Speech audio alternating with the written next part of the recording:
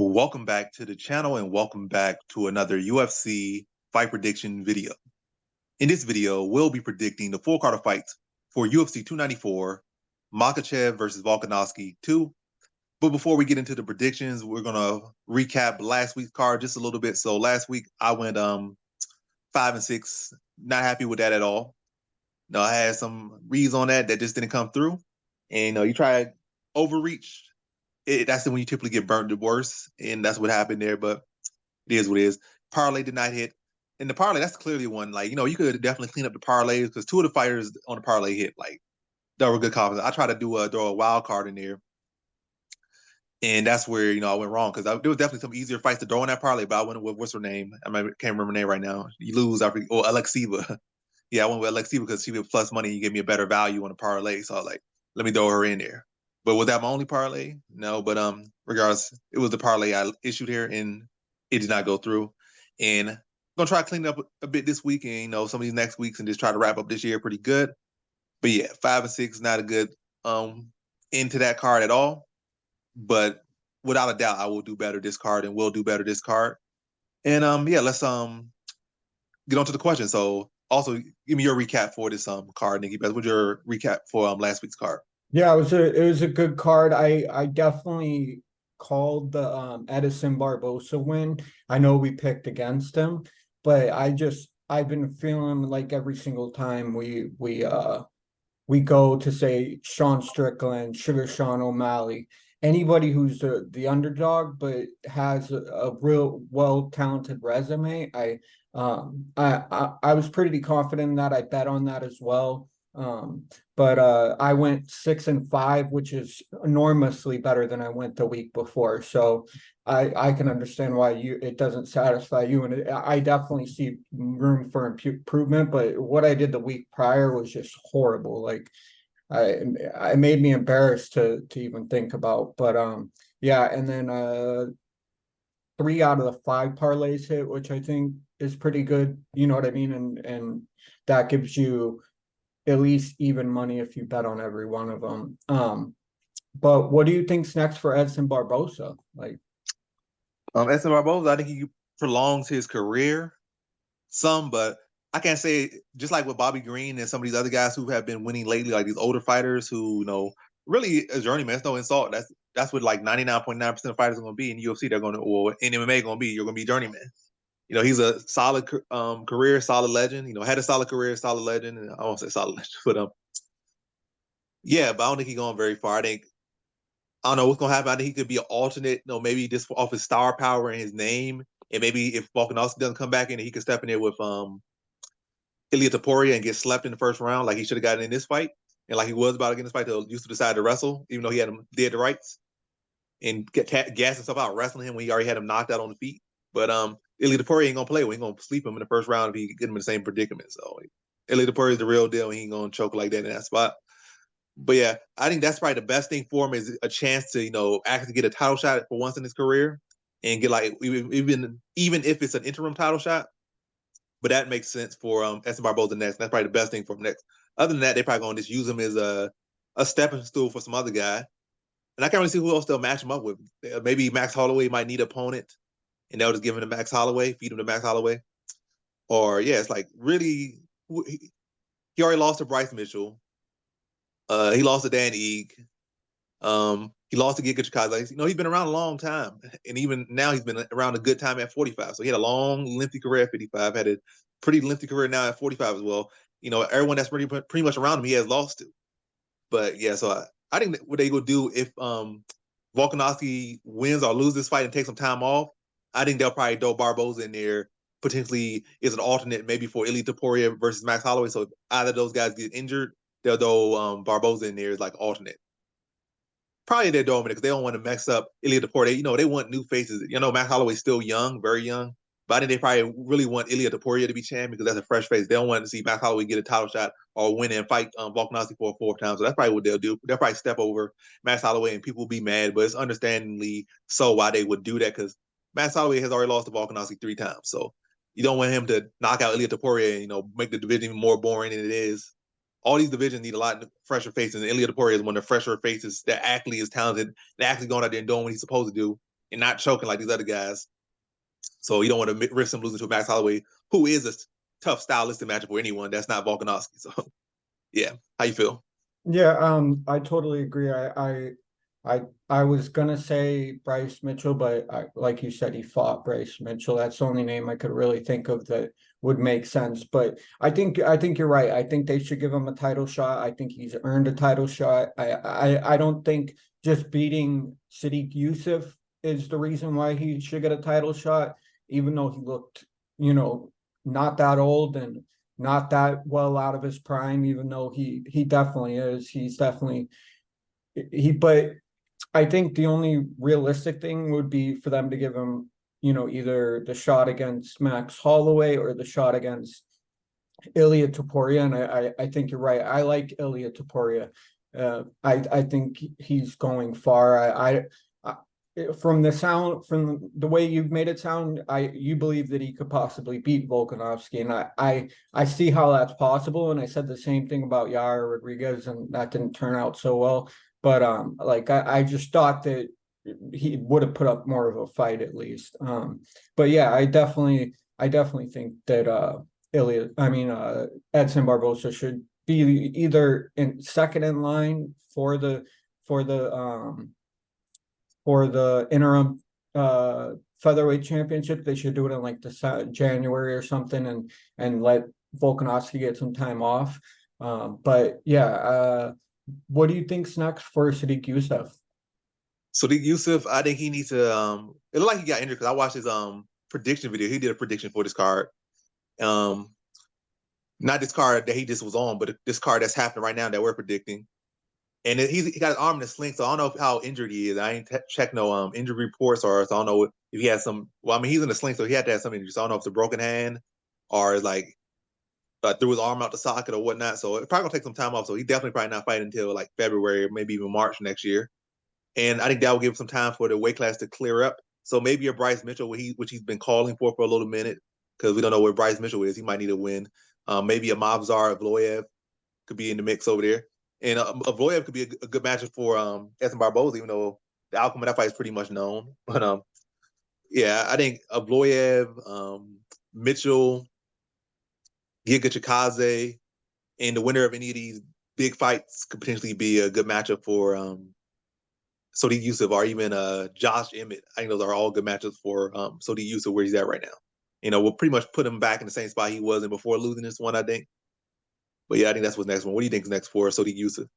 Yeah, I definitely think Sadiq Youssef has to get a win under his belt. I think someone like Brian Ortega, Calvin Cater, Josh Emmett, Mazar Voyev, or Bryce Mitchell. I think anybody probably number 3 and up, besides probably Ilya Topuria, because Ilya Topuria has definitely earned the shot, no matter if it's an interim or just a regular. But yeah, I don't think that's the nail in Sadiq Youssef's coffin, as far as like he's gonna have to do a lot to regain our trust and earn the ability to be that star that he could definitely be. But I like Sadiq Youssef a lot, so I think they should probably give him the Alex Caceres fight, which is number 15. He already just beat Alex Caceres, so he beat him. See, I'm Yep, way off with that one. Yeah, so I would say Giga Chikadze or Bryce Mitchell. I think those two are perfect. I don't see any other route for that. That when he just lost. So yeah, that's kind of my thoughts on it. Not too much, but what do you think's next for Christian Rodriguez? Well, Christian Rodriguez right now, he needs to get on the Dolce diet. That's what I would say. And probably go up to 45 for the time being. I feel like, Dana White might give him some lenience. He don't deserve it. I think it was like his third miss in a row, at least the second miss in a row. Second, at least, yeah. Yeah.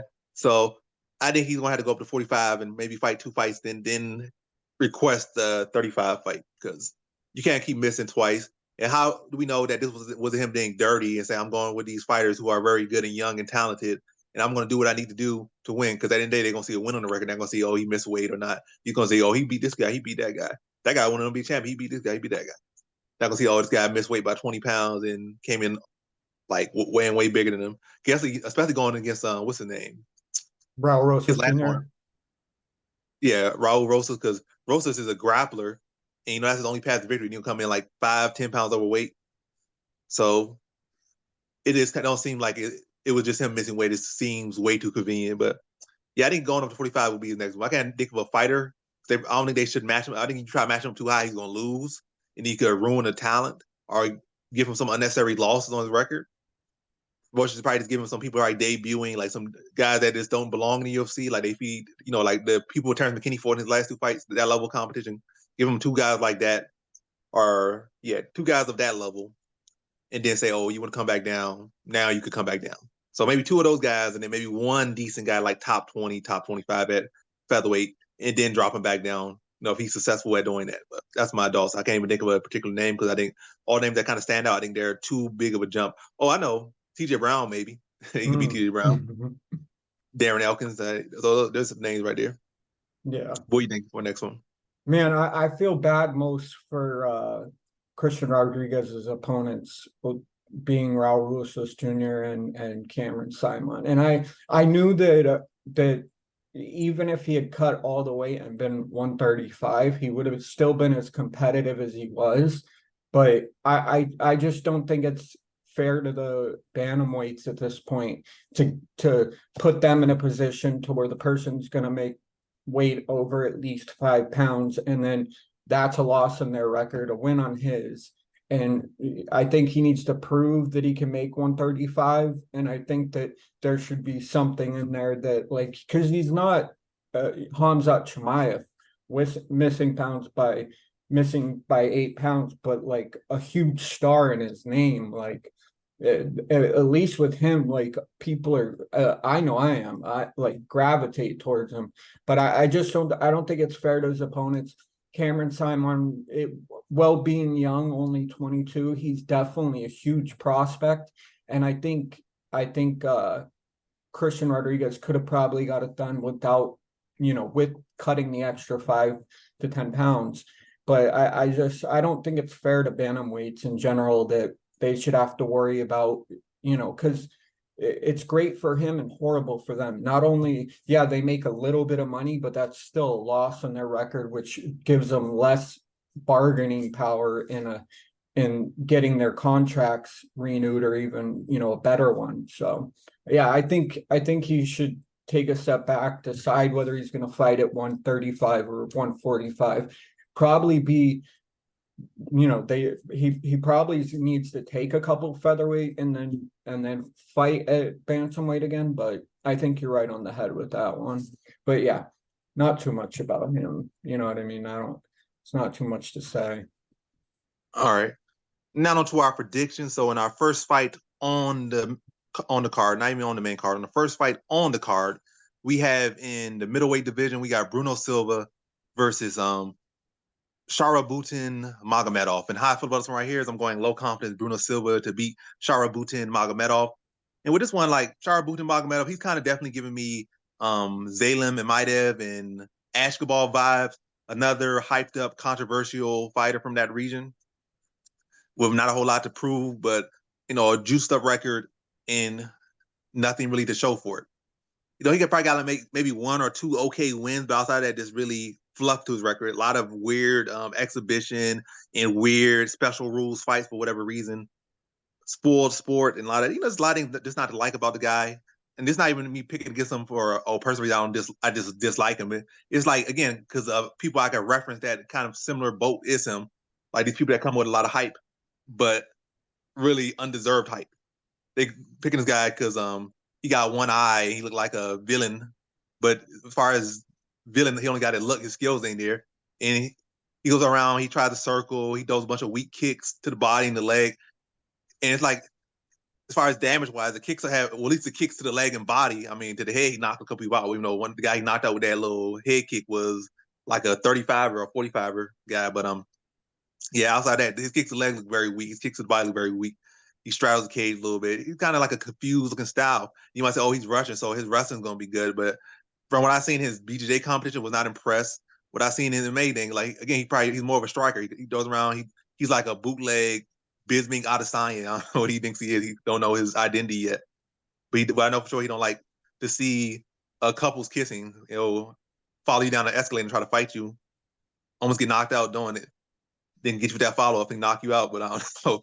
But yeah, back to this one. I just feel like I think Bruno Silva also is in a similar boat. A lot of guys who beat those guys, because like Max Griffin beat Zay Lim, and I'm thinking another guy who beat Ishkabal.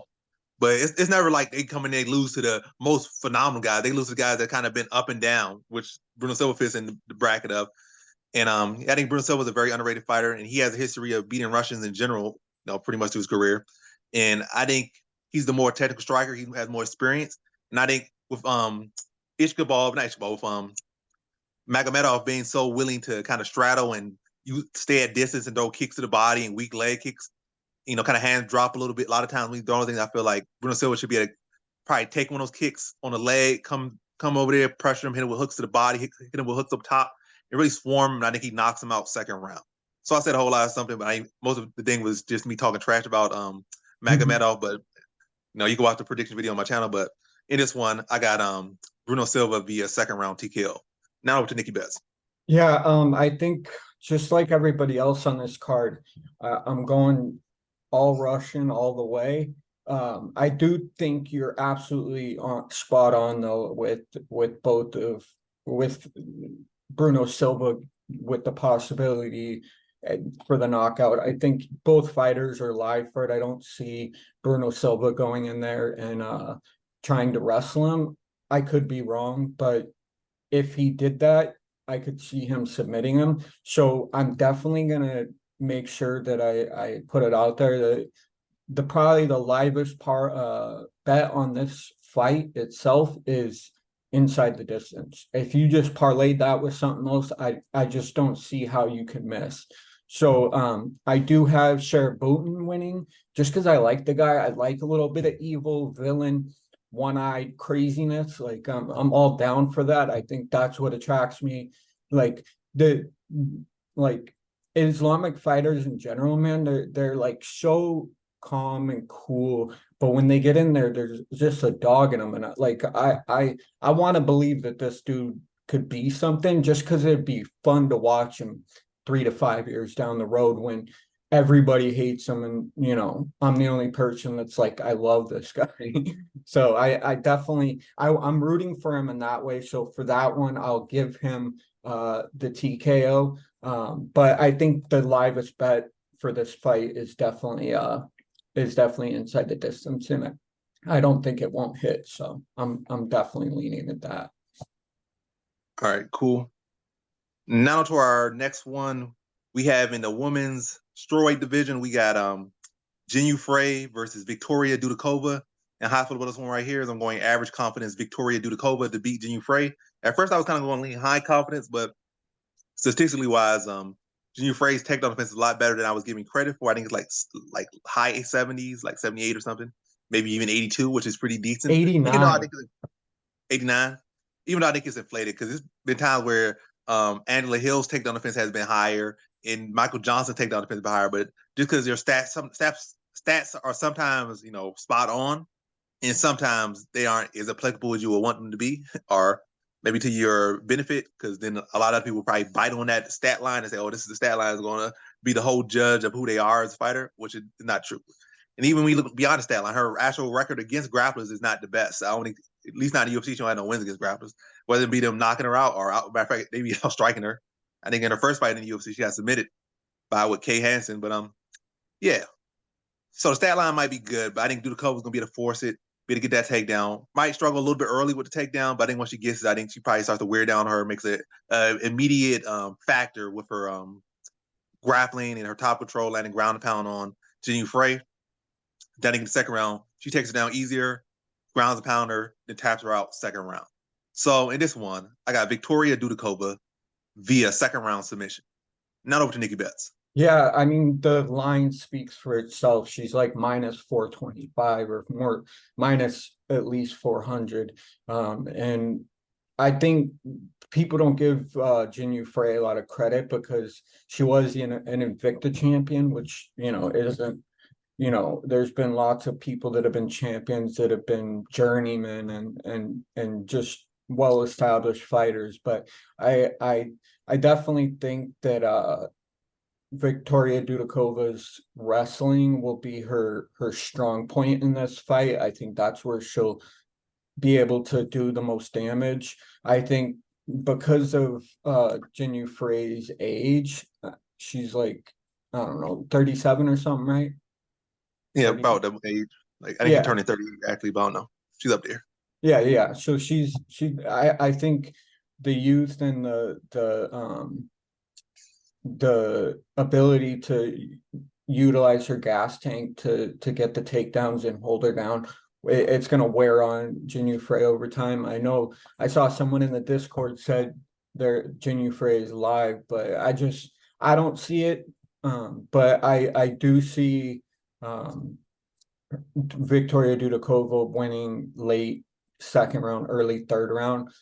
So I'm just gonna be very blunt with what I think. I think Victoria Dudakova gets it done late second round, and I think she gets it done by probably ground and pound, and I think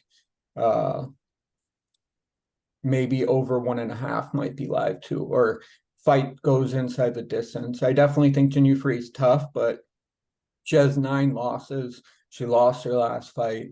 Victoria Dudakova won her last fight pretty handedly. So there's no reason why the line doesn't reflect as well, because it's minus whatever, 400.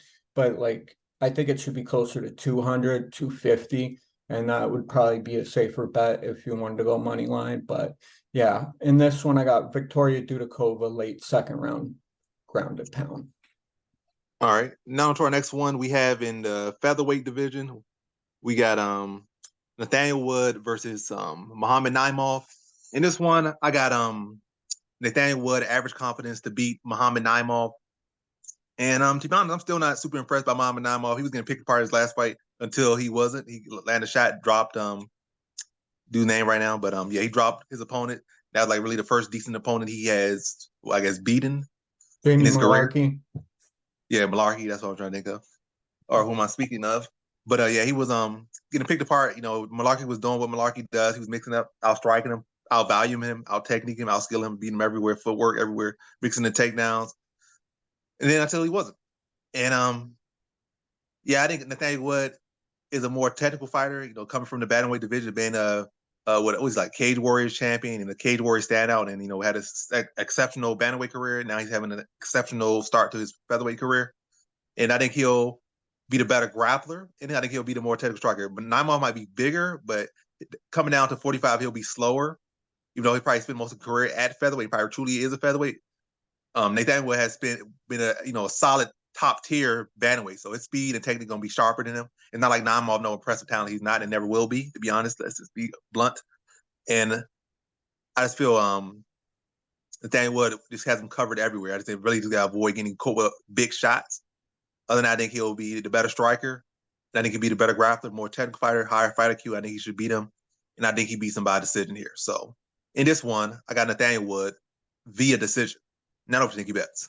Yeah, I think like everybody else, we're leaning Nathaniel Wood for good reason. You know, he's a minus 310 right now. What I see the best play probably being is the over 1.5, because his average fight time, let's see, hold on. His average fight time is 12 minutes and 31 seconds, 44 seconds, and Naimov is 11 minutes and 30 seconds. So I think easily the over 1.5 hits on this, just reflecting both their records. I definitely think Naimov is tough and has the durability to, you know, hang in there. But I think, like you said, Nathaniel was just a more technical fighter, and that's probably what's going to dictate the fight. 81% of Nathaniel Wood's fights go to decision, 82%. So I think you're right in line with exactly what I was thinking, which is Nathaniel Wood by decision. So in this one, I got Nathaniel Wood by decision, but I would definitely take the over 1.5 in this one. All right, nice. Now to our next one, we have in the lightweight division, we got Anshul Jubli versus Mike Breeden. So how I feel about this one right here is I'm going high confidence Anshul Jubli to beat Mike Breeden. I think my only real concern here with Mike Breeden maybe be the wrestling, but he hasn't really shown to be no exceptional wrestling talent.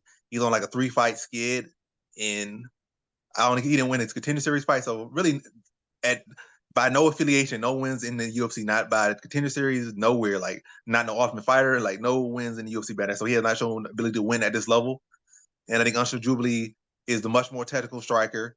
I think Breeden only benefits well when people just go like on a linear path, like straight forward or straight back. And, you know, he can walk you down and swing and hope to knock your head off, or maybe you walk straight back and he could throw a sloppy overhand or sloppy hook and then look to, or maybe sloppy 1-2 or something, and look to the level change, try to take you down. But you got any bit of fundamentals, any bit of footwork, any bit of technical skills, and not just going to fight him in a slot fest.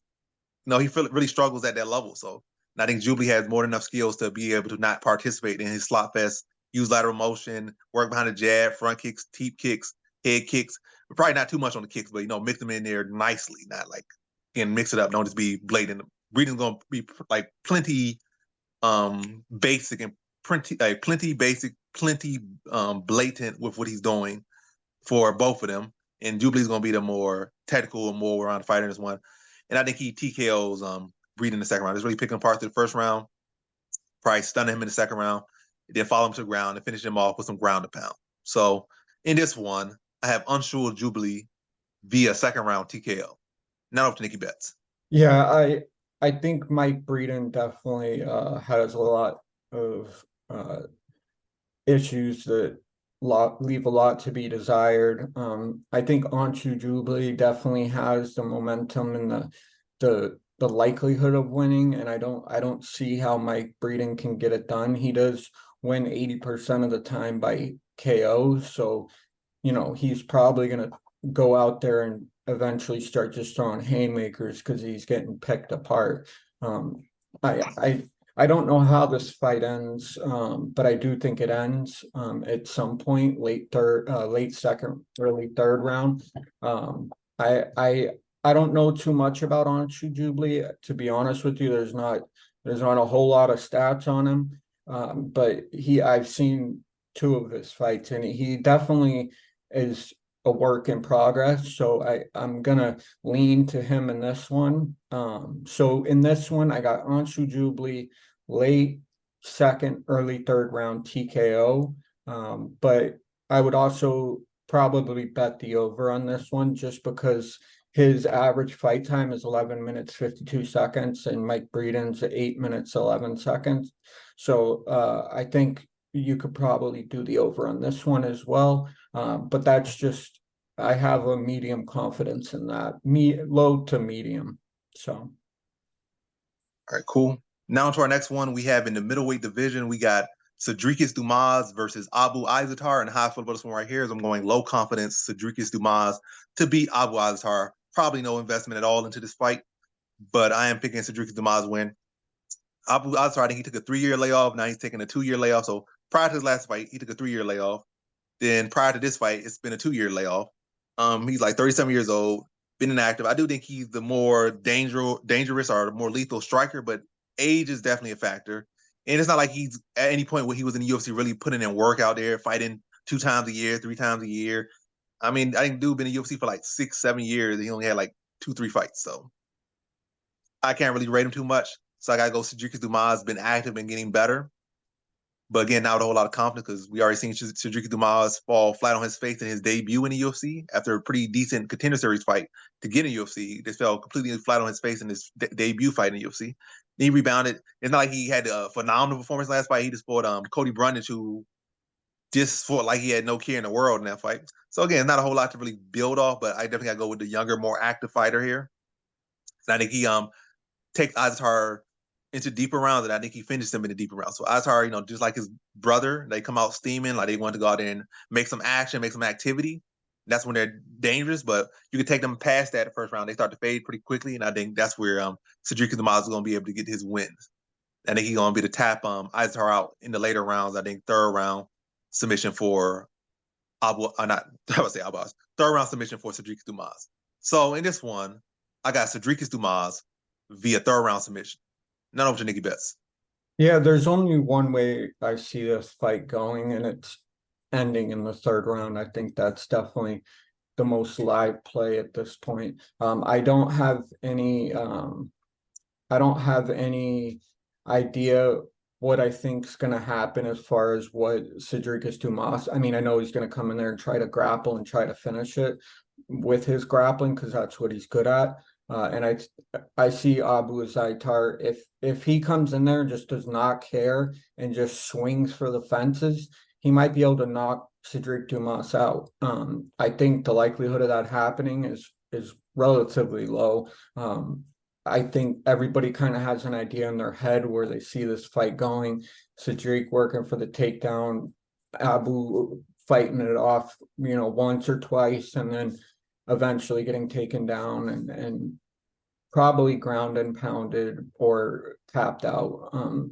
But I think inside the distance is the only way I bet this fight. I'm not going to bet this fight just because I don't have that much trust in either fighter. I liked Cedric's Contender Series fight. I didn't like his last one.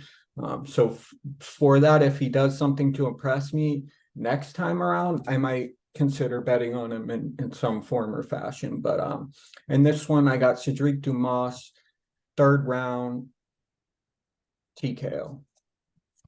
All right. Now to our next one. We have in the bantamweight division, we got Javid Basharat versus Victor Henry. In high football, this one right here is I'm going average confidence here for Javid Basharat to beat Victor Henry.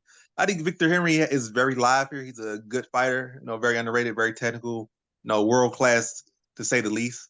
And this is in my opinion, the biggest test for Javid Basharat by far in his career. But I think he'll be in the past. I think he's the more technical fighter. Two high-level fighters, but I think Basharat is more technical. And I think his actual biggest edge here will be in the grappling. I think he'll be able to mix in the wrestling and he'll be able to, take some of the steam or take the steam off, mess up the pace of Victor Henry, not allow him to get into a groove. Also mixing leg kicks and takedowns as well. So mixing the legs as well. Take away his base. It's always some little fire or cop coming by, but yeah. I think I just think Javid Basharat was the more technical fighter. I think this will be a very high paced fight, but ultimately, to sum it up, I think Basharat will use more tools, and I think the wrestling will be a big X factor here to also put him over Henry, because Henry definitely will be bringing volume and intensity, but it'll be that wrestling of Basharat that will allow him to settle that down a bit, get control time, and make these rounds a little bit easier to judge, because now you got like a minute, 30 seconds, 40 seconds of control time, one takedown to zip, or maybe 4-1, maybe over the course of the fight. So it'll be clearer to judge these rounds when the strike control is pretty close, activity pretty close, but the wrestling is going to be that's going to put him over and be that X factor. So in this one, I got Javid Basharat via decision. Now up to Nikki Betts. Yeah, I definitely agree. I think Javid Basharat is definitely probably the better fighter, probably the more technical fighter. I definitely think Victor Henry has grit. I think that he's a good fighter. I think that he's a solid step up in competition for Javid after his last performance. I think this one, out of all of the over 1.5, is most likely to hit, just because I don't see Victor Henry giving up at any point, and I think he fights on and fights on. Javid's average fight time is 14 minutes, 48 seconds. His last fight was a different pace. He definitely pushed it early and got the finish. So I said over in that one as well. But in this one, I believe it a lot more. I definitely think that both fighters can last over 1.5. That's going to be my bet. But I'm also probably going to parlay Javid in that somewhere in some way. And I definitely think that both guys bring a lot to the table when it comes to their skills and ability. I just think Javid is just a little bit tighter, a little bit more skilled, a little bit more talented, and that's going to ultimately decide the fight. And I see probably a third round TKO for Javid, and And that's what I got. All right, cool. Now to our next one. We have in the lightweight division, we got Muhammad Yahya versus Trevor Peek. And how I feel about this one right here is I got low confidence Muhammad Yahya to beat Trevor Peek. I feel like Muhammad Yahya is very susceptible to getting rocked, especially early on in the fights, and I've seen him get rocked. So Trevor Peek is definitely, the favorite for a reason, but I'm going Muhammad Yahya here. I just can't really put too much confidence behind Trevor Peek here. And I think Muhammad Yahya should be able to, rally a little bit in this one, be a little bit more technical. I feel like Peek, he'll come out with a lot of intensity. He's gonna bring intensity for 15 minutes, but his approach is not gonna shift. Where I feel like Yahya might get hurt, wobble, but I think he will be able to survive. Be a very scrappy, ugly fight, but he's gonna do what needs to be done. And I think he'll be the one making adjustments. I feel like Trevor Peek, he's gonna come in there. This gets sloppy as the fight goes on. And I feel like Yahya will be able to exploit that and then start to just not play his game no more and take advantage of Peek being an easy, predictable target is coming in there just bringing chaos, but walking into shots. And then I think he'll be able to mix in takedowns as well. Piqué has been taken down 4 times, and I think each of his fights under the UFC banner, Contender Series 4 times. And I think both his fights in the UFC 4 times apiece. So I think those takedowns will be there as well. Not to say that Muhammad Yahya is such a phenomenal grappler, but I do think those takedowns will be there, especially when a guy's not even really trying to defend takedowns. He just coming there swinging axes and axe fists and hammer fists and jagsaw and jigsaw punches, like he's on stuff out any type of punch and creating punches on the fly out there. So, yeah, I think Muhammad Yahya beats him by decision. I think he takes Peek out of that first kind of chaotic round and then just kind of similar to what Chepe Mariscal did, just fights a more technical fight and beats him by decision. So, in this one, I got Muhammad Yahya via decision. Not over to Nicky Betts. Yeah, I'm on the fence with this fight. I like Muhammad Yahya and I like Trevor Peek. I like Trevor Peek just because of the chaos. But the issue I have with him in this fight is he's getting hit as many times as he's hitting a little bit more than he's getting hit, but it's around 5.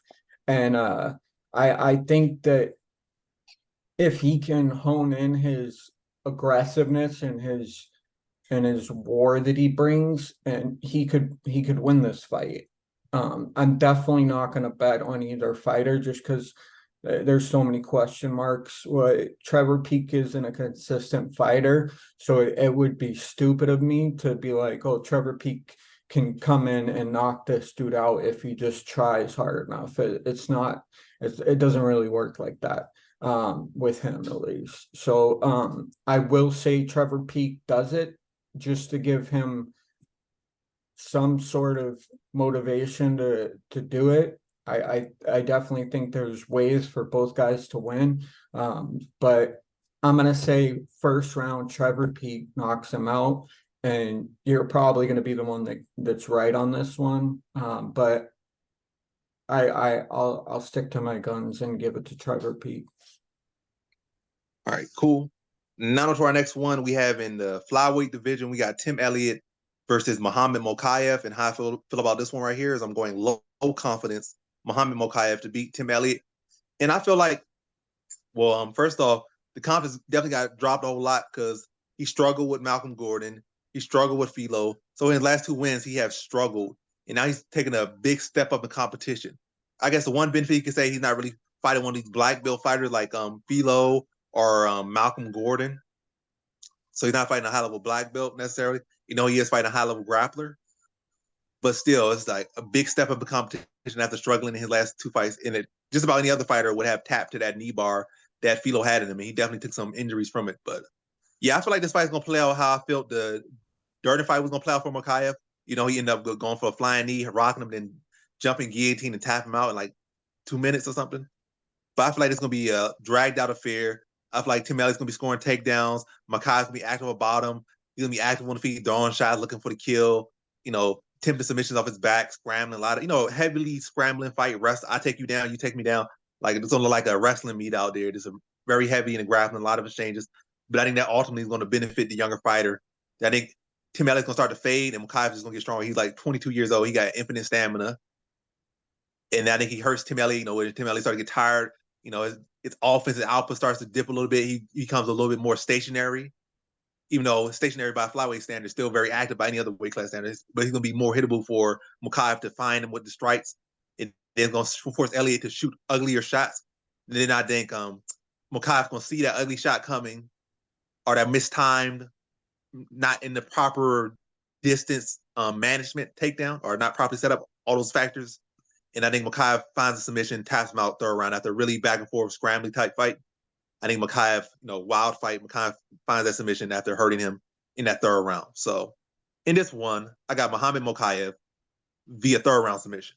None of Nikki Betts. Yeah, I think the best way it could be explained, like you said, is high level grappler versus high level grappler. And I think if Tim Elliott can come into this fight and do what Edson Barbosa did, which is school the younger guy and figure out ways to outmaneuver the younger, more talented prospect. I think that's what would probably give Muhammad Mokaev the win, is he's a young talent, a little bit more talented prospect who is on the up and up, and he's looking for this'll probably be his biggest win, I would say, in my opinion. I do like both fighters a lot. I think Muhammad Mokaev has a lot of growing to do, and this fight could be either a learning lesson for him, or it'll take him into deep waters, and he'll gain a lot of experience from fighting someone that can drag him into the deep waters. Their average fight times are 12 minutes and 40 seconds for Tim Elliott and 11 minutes 14 seconds for Mokaev. I have a low confidence in Mokaev winning. I do think he wins. I think he's able to win, but I also see the same way Edson Barbosa was able to school Sadiq Youssef after the first round. But I think the live bet, and this is the one I'm going to bet, is over 1.5. But I do got Mokaev probably winning it by decision. That's probably the ultimate thing that's going to happen. So in this one, I got Muhammad Mokaev by decision, but my bet, and I will bet this, is over 1.5. All right, cool. Now to our next one. We have in the bantamweight division, we got Said Nurmagomedov versus Muin Gafurov. And how I feel about this one right here is I'm going Said Nurmagomedov, high confidence to beat Muin Gafurov. I just feel like Muin Gafurov was his path to victory here. Don't really have cardio. His wrestling ain't really nothing special. Said Nurmagomedov is longer, more technical striker, more technical grappler. So he should really beat him everywhere this fight takes place. And it's also not like Muin Gafurov has any type of momentum at all, like negative momentum beyond. But hey, he got a fighter chance. He's showing up. But again, I think Said Nurmagomedov has him covered in literally every facet of the game.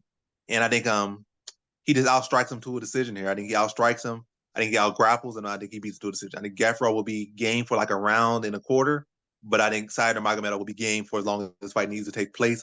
And even at their best, Said Nurmagomedov is the best. So at their best, he's the best. At their worst, he's the best. So yeah, I just feel like he should be to beat Muin Gafurov wherever this fight takes place, and I think he should be able to dictate this fight from start to finish.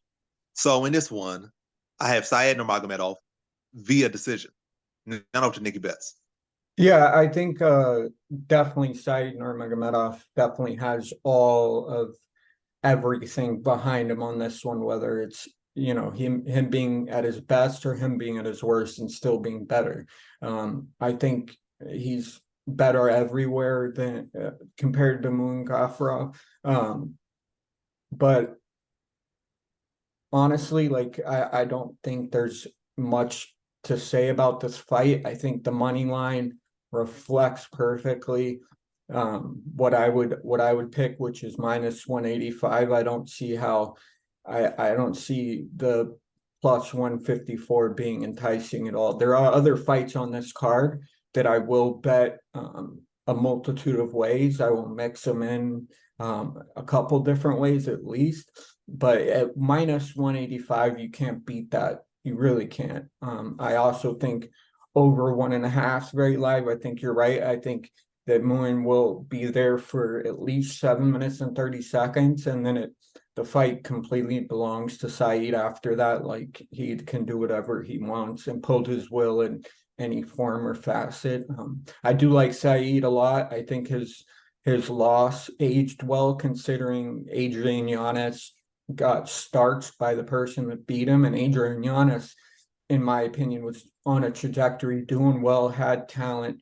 So, there's not much to say about him, Saeed losing, but I think this should be an easy layup for Saeed. I probably third round stoppage some way. But I would definitely bet the money line on this one, minus 185 for Saeed, and I definitely will bet the over on this one. So in this one, I got Saeed, third round TKO. All right, cool. Now to our next one. We have in the welterweight, well, in the middleweight division, not the welterweight, middleweight division. We got Ikram Aliskerov versus Warley Alves. And how I feel about this one right here is I'm going Ikram Aliskerov to beat Warley Alves. Warley Alves does have a good style to deal with Ikram Aliskerov, but he's fighting up a weight class than he's usually at, which could be a good or a bad thing, but we can't really have much to speculate because, again, this is not really his weight class. It's not really his no real history for him at this weight class. But hey, I think he has a good style for it. But I ultimately got to go Ikram Aliskerov. I feel like Aliskerov, at the very least, is a decent talent. I think he's going to go to the top. I do not think that. But I do think at this point he has enough momentum and steam behind him, enough skill to be able to get past Warley Alves. I think it's going to be a little bit of a rough early going, but I think he's going to be able to replicate, even though it's not really his style or strength from Aliskerov. I think he's going to be able to at least to try to come up with a game plan to be able to push Warley Alves, which I feel is typically Warley Alves' weakness. Pressure and consistent volume and pace, and he kind of gets drowned by that a lot of times. I feel like that's what Aliskerov is going to try to implement on him. There's probably a couple of little scary moments he's going to deal with, probably defending that guillotine or not getting put in the first place. Maybe immediately getting to half guard so he can like thwart that or dismiss or negate that guillotine. But ultimately, again, like high pace, stand in his face, jumping to half guard as quickly as possible, so he's not a victim to that guillotine. Then I think once he's on top and is able to really establish some top pressure and some ground and pound and some dominance on top, we're going to start to see Warley Alves wilt as he typically does. And I think Ikram Aliskerov gets a second round TKO, like a late second round TKO, just really heavy on top, dropping ground and pound. Then they got like the first takedown and really doing damage, probably busting them up on top. You see a worn, like dejected Warley Alves in the second round, and Ikram Aliskerov still pushing the pace. Getting the takedown easier and going right back to what he started in the first round and finishing it off in the second round. Now, I think once he had Warley Alves kind of tore up on the ground, I think he goes for the submission and gets him out of there second round. So in this one, I have Ikram Aliskerov via second round submission. None of Nikki bets. Yeah, I mean, I just don't see how Ikram loses. The only loss that he has on his record is to Khamzat Chimaev, and look at how well he's doing. I really like Ikram. I'm really high on Ikram. I'll definitely be betting Ikram in this one. I think inside the distance makes the most sense. That's definitely going to be my bet. There's not too much to say. This should like Saeed versus Muin. I think this should be an easy layup for Ikram. I'm not counting Warley Alves out of the game at all. I'm not saying he's garbage. I'm not saying anything negative about the guy. I'm just so high on Ikram that I just don't see how I could pass up an opportunity like this, because Ikram was going to fight Nasruddin Imavov, and that, in my opinion, is a 10 times harder fight than this one. And I think Ikram would have been tested in that. I do think he would have ultimately come out on top, but like two Russian gangsters just throwing down in the pocket, like I would have loved to watch that. I'm kind of upset that Ikram got taken out of that fight. First, he was supposed to fight Paulo Costa. Then he was supposed to fight Nasruddin Imavov. Now he's fighting this guy who's a last-minute replacement. So I just don't see how Ikram could lose.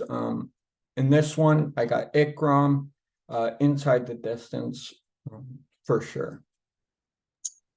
All right, cool. Now to our next one. We have in the light heavyweight division, our second fight on the main card. We got Magomed Ankalaev versus Johnny Walker. And how I feel about this one right here is I'm going high confidence of Magomed Ankalaev to beat Johnny Walker. And I just don't really see how Johnny Walker wins. He either got to be hope to get a push in the decision factor, or who knows, come out there and just become a much better fighter technically and just beat Ankalaev at his own game in the striking department, or he got to hope to be crazy and create something like maybe land a flying knee, something wild and unorthodox. And I just don't see how those playing out for him. I think in reality, Johnny Walker at this point, we haven't really seen the same wild Johnny Walker. Like he has shifted. he may have got some quick finishes, but they have definitely not been the wild ones that, when he first came to UFC. Because when he reached the point, he got set down by Corey Anderson, he lost again, and then he lost maybe one more fight, or he lost like 2 fights, but then he shifted. And you saw kind of like in the Santos fight, even though that was a loss, he saw more composed, kind of more tentative, but picking the shots more Walker. And now you see him on this kind of streak he is on right now, but it's not the same crazy just throwing anything out at Walker. And I think he ultimately going to end up playing to make Magomed Ankalaev style, and they're kind of going to be shooting from distance, like John Walker not wanting to get slept, so he's going to kind of play more, try to use his length to his advantage. But I think Ankalaev's going to judge the distance better and be able to land cleaner shots, even though he's going to be giving some height and some reach. They'll probably be a little bit faster, though, and he'll be sharper and judge distance better than Walker. Be able to beat him to the shot, even like a smaller Thiago Santos was able to. But Thiago Santos is explosive, but I think Ankalaev is more technical. He might not be as explosive, but he is more technical. And this is his style of fighting, so he'll be able to win in that exchange. And I also think he'll be able to get the takedowns. And I think from top position, whether he's in Walker's guard or not in his guard, I think he'll be more than comfortable enough to be able to thwart any submission attempts or scrambles or reversals, sweeps that Walker has in his arsenal. I think he should be able to be heavy on top and just kind of win, maybe not the most exciting fight, but a fight he needs to fight to, get past Walker and continue his march to another title fight. So, yeah, I think he's going to fight to his style, and Walker's going to end up falling within his style. And I just think Walker's not going to be able to beat him at his style. So, in this one, I got Magomed Ankalaev via decision. None of Nicky Betts. Yeah, I'm really on the fence with this fight. This is one of the fights that I'm definitely going to parlay both ways. I definitely see Magomed Ankalaev, if he can lock Johnny Walker into his fighting style, like you said, there's no way that Johnny Walker can beat him at pointing, which is what Magomed does. He wins by touching, moving, and repeating, and he's really good at it. He's really technical with it. I definitely like this fight, and I don't like it because I think that it's going to end early, or in the middle, or even at the end. I think this fight probably goes all the way. Magomed can definitely put people out, but he's more of a volume striker and more of hitting people right when he's supposed to and getting out of there right when he's supposed to. I definitely like both fighters. So my safest bet would probably be over 1.5, which is what I'm going to do. But I'm also going to mix and match them in a parlay so that I can get the most value for my bet. Because if Johnny Walker somehow miraculously wins, I get paid, as well as if Magomed wins, which is the route I see it going. So in this one, I got Magomed Ankalaev by decision, but I also got over 1.5. All right, cool. Now to our next one. We have in our co-main event, we have in the welterweight division, middleweight division. Welterweight would have been the best if it was when Usman was champion and Chimaev came up and was actual true contender. That would have been an amazing fight probably 3 years ago. But hey, it's at the middleweight division. We got Kamaru Usman versus Khamzat Chimaev. And I'm going Khamzat Chimaev, high confidence to beat Kamaru Usman. I think both guys are great fighters, but it's upper weight class on short notice. Kamaru Usman is giving up a lot of size, giving up a training camp to fight Khamzat Chimaev, who's right in his prime, versus Usman, who's coming out of his prime. Riding 2-fight losing streak, lost his belt, then lost again, and really struggled to find where Usman wins here. I know he got better cardio, he has the championship experience, and great GOAT experience and all that stuff. He has a lot of experience in that department. But I see, like, if he takes him down, he's not really great at ground and pound, no real submission threat. Chimaev takes him down, much more vicious ground and pound, and much better submission skills and finishing ability in the grappling department. He's bigger. I think he has a more sturdy chin between the two of these guys, and he has more power between the two of these guys. And again, on top of that, with the size, he's of course going to have more power because he's the bigger guy naturally. And then Usman coming up to middleweight, he might not have to cut weight, but Chimaev has to really cut weight to get this weight class. Usman probably got to cut like 5 pounds or something like that, maybe. Most of that probably been water, whereas Chimaev cutting real pounds to get to this weight class. But yeah, I think it's just everything kind of in line with Khamzat Chimaev to win this one. But if Usman can, pull off some valiant effort and just turn this into a war of attrition, this definitely opens up for him. Like, he could make Chimaev work They're definitely also for him, but I just see him getting put out like second round. I think Chimaev's gonna be able to catch him, get on top, and get some ground and pound, and be heavy on top, flattening Usman out and get that second round TKO. So in this one, I got Khamzat Chimaev via second round TKO. Now up to Nikki Betts. Man, I love this fight. I like it so much more than the Paulo Costa fight, even though the build-up to the Paulo Costa fight was so much more intense. Like I would have loved to see the UFC countdown and both fighters just going at each other, letting each other have it. This is another fight where I think there's paths to victory for both fighters. I like Khamzat Chimaev a little bit more than Kamaru Usman, and that's just my preference as far as like fighters go. But I love Kamaru Usman, and so in that, I'll definitely mix him in a parlay as well, just to try to get the most value for my bet. Because I do think there's paths to victory for Kamaru Usman if he's able to, like you say, make the fight dirty, make the fight competitive, and take Khamzat out of his ability to just plow through everybody.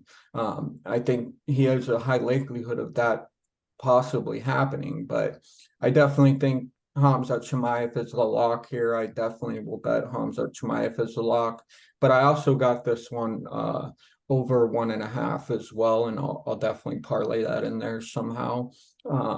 So in this one, I got Khamzat Chimaev by decision, but I also take Kamaru Usman in another parlay with the over 1.5.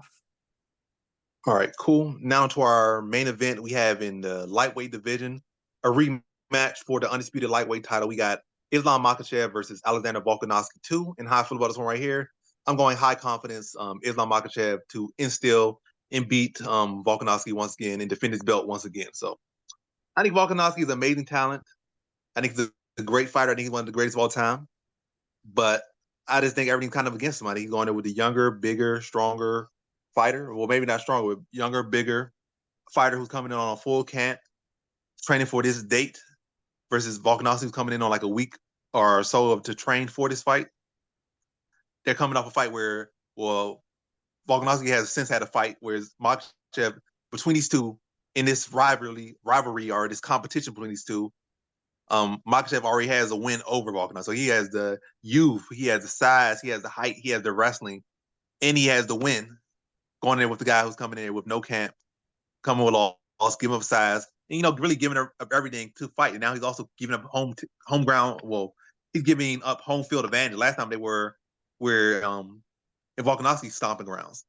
So again, he's literally giving up everything to fight. Makachev. He's able to pull this off. It's phenomenal, but it's hard. It's a hard sell to say that he'll do it. So it's everything against him. Everything against him. I'm not saying completely everything. There's definitely things he has over. He's the more technical striker. He's the more overall technical fighter. But a great big man beats a great small man, and again, that's yet another thing that goes against him. So I think Makachev was able to make a good adjustments in that fight, in the first fight, and was able to actually do very well in the striking department, probably better than most people that have actually fought Volkanovski at featherweight have made adjustments outside of Max Holloway in the second fight. He was able to do well. He was able to rock Volkanovski at times, drop Volkanovski, or stumble him a couple times in that fight. And I think he'll be able to make adjustments in the grappling department that he wasn't able to make in the first fight. Now that he has had Khabib a lot with him in this training camp, he'll be able to fix up what he made mistakes in the last fight. And I think this will be yet again a competitive fight. But I think those grappling improvements, I think also some other things he probably learned from the first fight. Because I feel in that last fight, he had to make a lot of adjustments on the fly and they worked.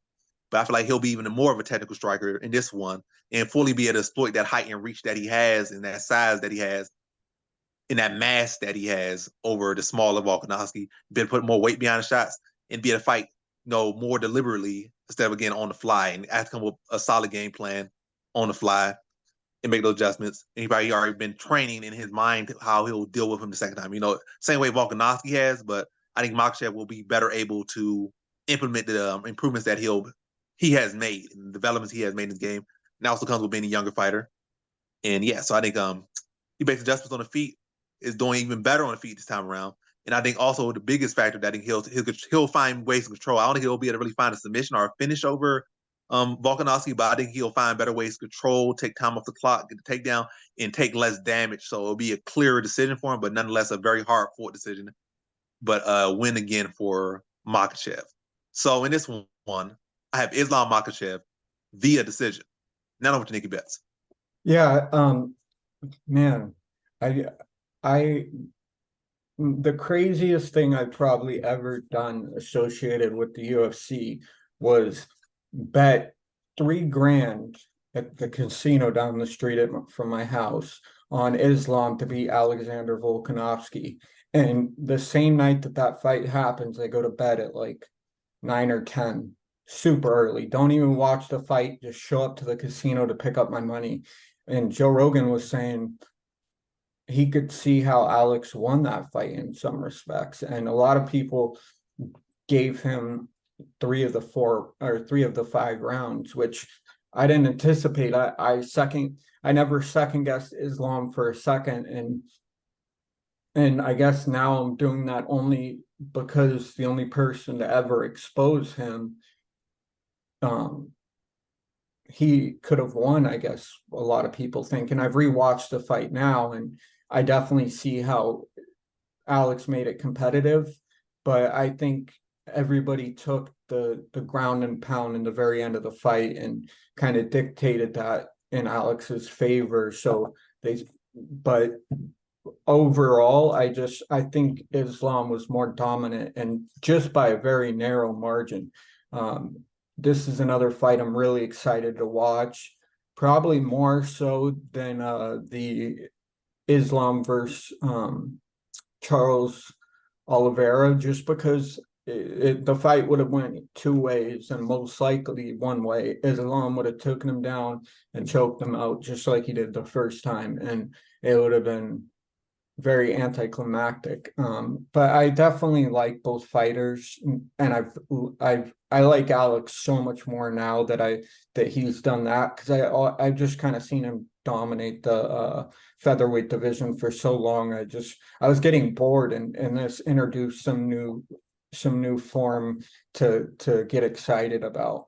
I definitely think Islam will probably win. I'm leaning that, but my overall bets are gonna be over 1.5, over 2.5, and over 3.5, and I could see all 3 of those easily hitting. So I'm probably gonna parlay those just in that order, just like that with other people on this card, just so that I can get the most bang for my buck, and it'll probably go to the third, you know what I mean, the third round. So at least, I know Alex is saying he's going to come in there and starch Islam early, and that has happened to Islam before, but I think Islam is so much sharper than he probably was in his first fight or his second fight, I forget. But yeah, in this one I got Islam probably by decision, and I will definitely bet the over 1.5, over 2.5, and over 3.5 for sure. All right, cool. Now we're gonna wrap this video up with our parlays or parlay for this week's card, and so I'm gonna start it off. So my parlay will be, let me just stick to 3 this time.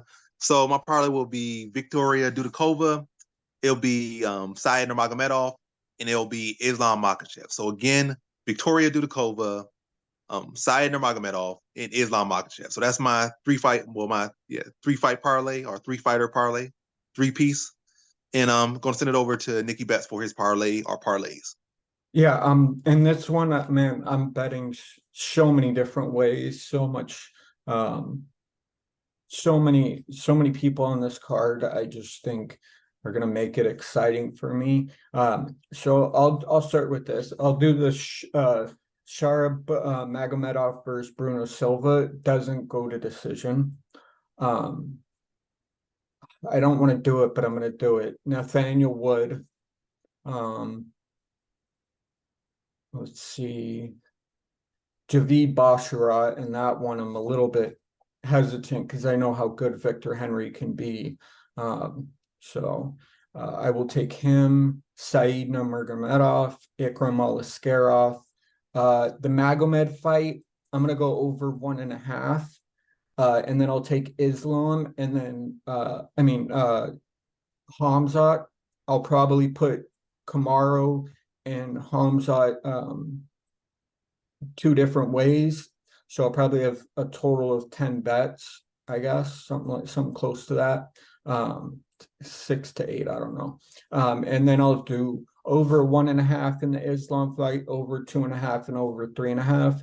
So even if you took Islam Hamza and Kamaru out, you could do the over 1.5, over 2.5, and over 3.5. So my official parlay will be, like I said, Magomedov's fight to not go to decision, Nathaniel Wood, Javid Basharat, Said Nurmagomedov, Ikram Aliskerov, Magomed Ankalaev over 1.5 in his fight, not on him. And then I'll keep Hamzat out of it. You can add him if you'd like. But the Islam fight over 1.5, over 2.5, and over 3.5. And I think all three of those parlays will hit. All right, cool. And that's your parlays, and that's my parlay. And that's the video. Thanks for watching. Like, comment, and subscribe, and come back for more videos. Peace.